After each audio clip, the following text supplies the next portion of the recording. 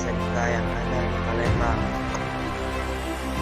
Saya siswa baru yang aktif di sekolah. Belakangan ini saya sering telat masuk sekolah, maka itu menyebabkan nilai saya kurang membaik.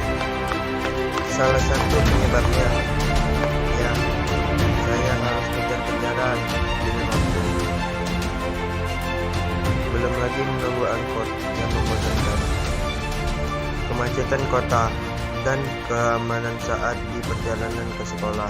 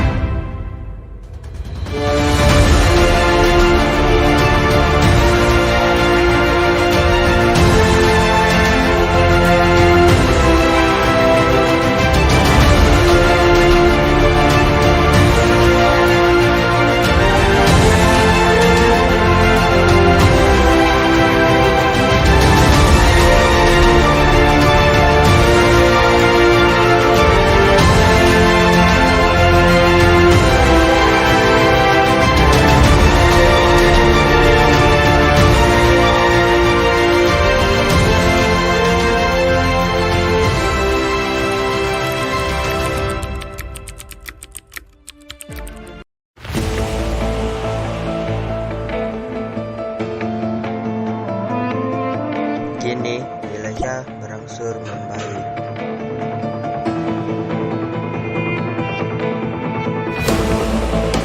Ya, penyebabnya tak lain karena Sumatera Selatan sudah mempunyai transportasi aman dan nyaman, LRT Sumatera Selatan.